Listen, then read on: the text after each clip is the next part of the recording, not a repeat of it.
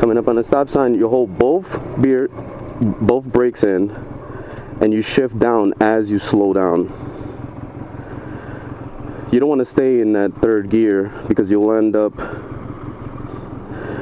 when you're wanting to launch, you'll end up in third gear and the engine will just go, it'll just take a shit on you. I would have liked to show you some gassing up, but that's going to be in another video. So I'm good right now. Only did 27 miles.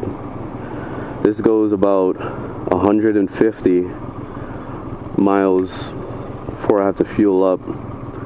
Averages to about 80 miles to the gallon.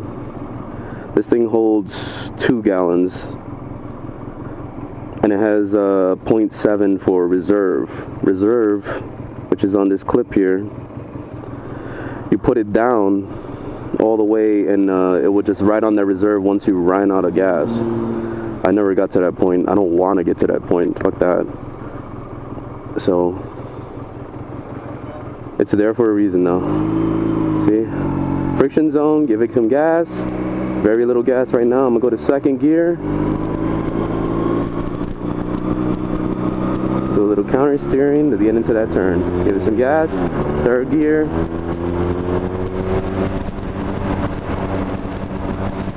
See, my whole objective is just keep up with traffic. Fourth gear.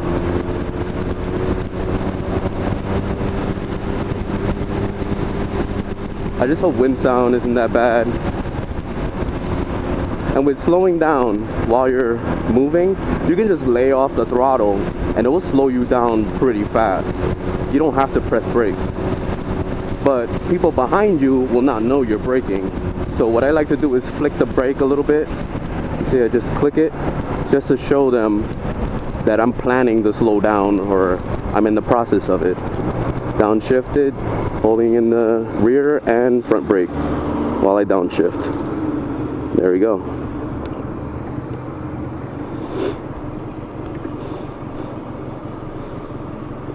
I can't possibly show you everything because I only have one camera angle, but if I had more, I would show you exactly when I'm shifting gears and when I'm laying off the clutch and things like that.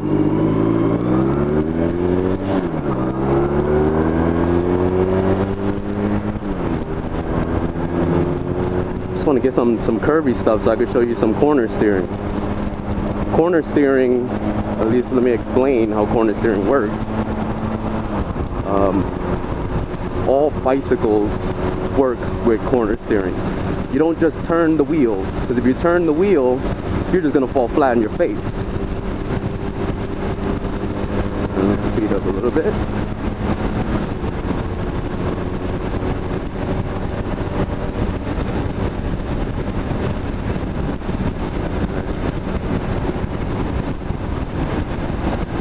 I just need to concentrate a little bit. I can't talk and ride at the same time. I'm trying to pay attention to shit. I want to stay off this fucking nasty road here.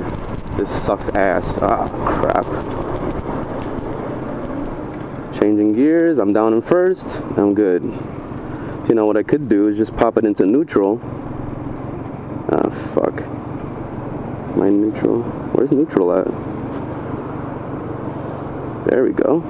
Now I can lay off the clutch and I can just relax.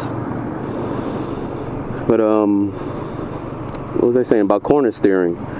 When you turn the wheel to the left, what happens is you'll lean to the right. So that in turn,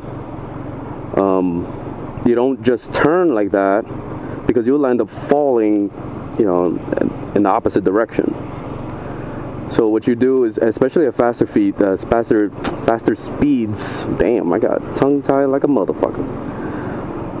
At faster speeds, when you turn in the opposite direction, it just very slightly, like you can use a pinky to do that shit.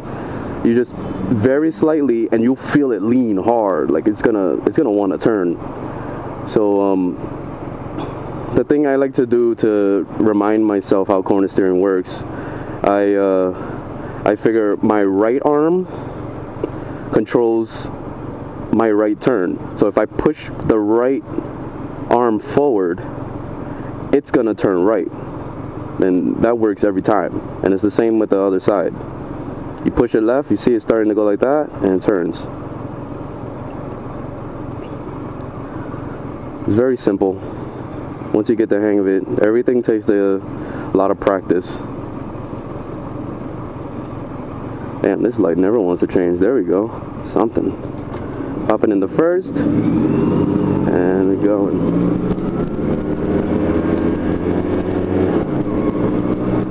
That's another thing about sitting at the light in neutral.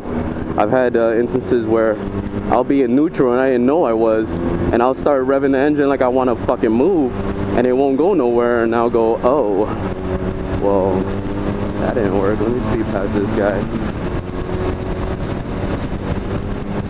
So let me show you a little bit of corner steering right now. Watch, I'm gonna push my right arm forward. You see that? Left arm forward. See, and it leans. I could do some squigglies if I wanted to. Yeah. But the main thing is when you're going on a big turn, you want to make sure that you're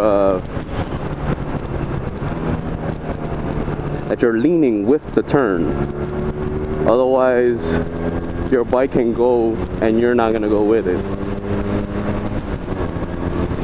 You never want to lean against the turns.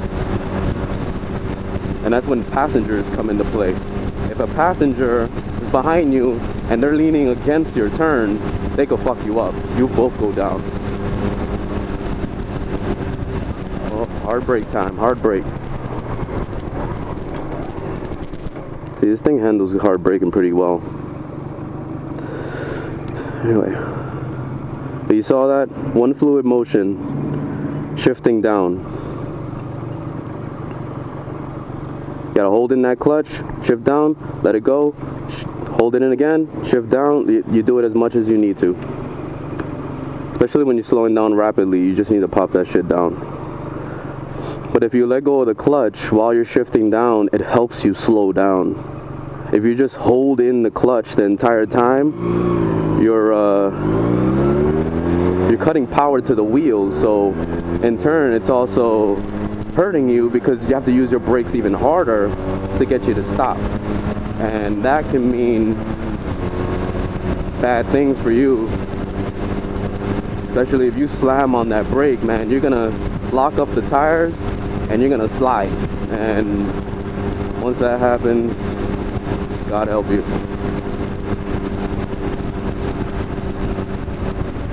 Let me show you a little bit of what I like to do while I'm riding. When I have somebody in front of me, I like to ride where their tire is for the most part. Because, you know, people in their cars, when they're driving, they're not gonna run over a pothole with their tires. They usually try to avoid it by either having it go through the middle or on the side of their tires. So I do this mainly as a precaution for myself to, yeah, I'm gonna go just blow past this guy, to know what's going on in front of me. And at the same time, when you're riding more on their side than in the center of the lane, you can see in front of them. And that's when you can just scan ahead and figure out, you know, what's going on in front of him. Because if he wants a hard brake because some guy in front of him wants to change lanes for some reason, or like just turn a corner at the last possible second, you'll know to slow down before he does that. That's important too. Do your thing, keep jogging.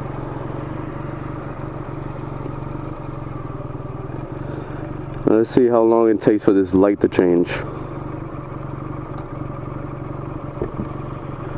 That's one thing that sucks, man, about motorcycles. You see that black line on the floor?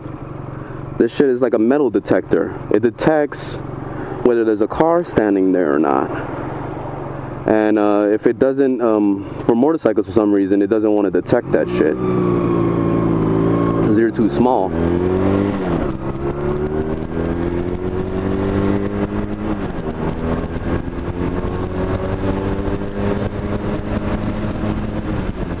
See, now that I'm all by myself on this lane, I tend to ride more on the right side in the center.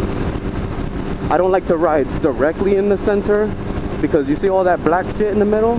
That's more likely like oil, gasoline, whatever bullshit that falls out of cars. And when it rains, that's probably the worst place to be on.